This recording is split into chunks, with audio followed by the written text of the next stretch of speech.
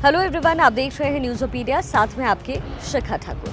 चुनावी माहौल है इस समय और चुनावी माहौल में एक और नया मामला है जो सामने आया है। क्या है वो मामला और इसकी सच्चाई क्या है, इसका इतिहास क्या है, डिटेल में सारी इन्फॉर्मेशन मैं आपको यहाँ देती हूँ। मंगलसूत्र पर हो रही राजनीति के बीच ही कांग्रेस के नेता और ओवरसीज कांग्रेस के चेयरपर्सन सैम पित्रोदा ने संपत्ति को बांटने को लेकर के एक ऐसा बयान दे दिया है जिस पर भारत में एक बहुत बड़ा विवाद इस समय छिड़ा हुआ है और ये भी चुनावी मुद्दा बन गया है। इन चुनावी मुद्दे के बीच कांग्रेस छोटे छोटे जो मुद्दे हैं वो निकाल करके लेकर आती है, लेकिन ये कांग्रेस पर ही भारी पड़ जाती है। सैम पित्रोदा ने बैठे बैठे अमेरिका से कैसे कांग्रेस को एक मुसीबत में डाल दिया है, ये आपको बताते हैं। Sam Pitroda Indian overseas Congress के अध्यक्ष हैं और उन्होंने अमेरिका के शिकागो में बैठकर के ये कहा कि अमेरिका में इनहेरिटेंस टैक्स की व्यवस्था है।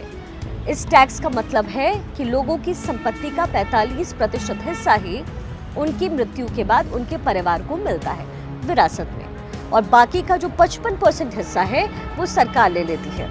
ऐसा उन्होंने कहा कि अमेरिका में ये टैक्स है कि जब किसी की मृत्यु होती है तो सरकार उसके परिवार से उसकी प्रॉपर्टी का, उसकी संपत्ति पर बहुत बड़ा टैक्स लेती है। लगभग आधी प्रॉपर्टी, आधी से भी ज़्यादा सरकार रख लेती है उसका हिस्सा, और उनके बच्चों को आगे सिर्फ आधी संपत्ति ही वो देते हैं।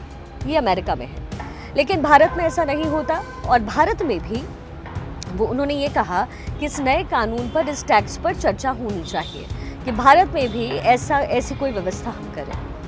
भारत में किसी व्यक्ति की मृत्यु के बाद उनकी 100% की जो संपत्ति होती है उस पर परिवार का हक होता है, आप जानते हैं, और इसलिए भारत में भी ऐसी व्यवस्था पर चर्चा और बहस दोनों होनी चाहिए, सैम पित्रोदा ने कहा। आप और हम वैसे भी टैक्स देते हैं। अब सैम पित्रोदा का ये जो बयान है सुर्खियां बटोर रहा है, लोगों के बीच में ये हलचल हो गई और कांग्रेस को लोग घेरने लग गए।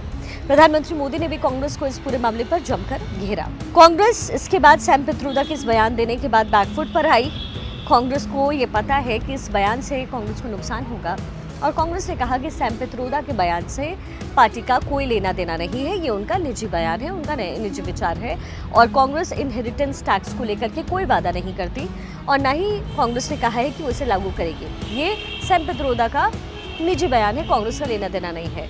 कांग्रेस का ये भी कहना है कि वर्ष 1985 में जब राजीव गांधी देश के पीएम थे तब उन्होंने ही विरासत में मिली संपत्ति पर टैक्स के प्रावधान को खत्म किया था। हिस्ट्री क्या है? कांग्रेस का ये दावा सही है, राजीव गांधी ने वाकई 1985 में इस टैक्स को हटाया।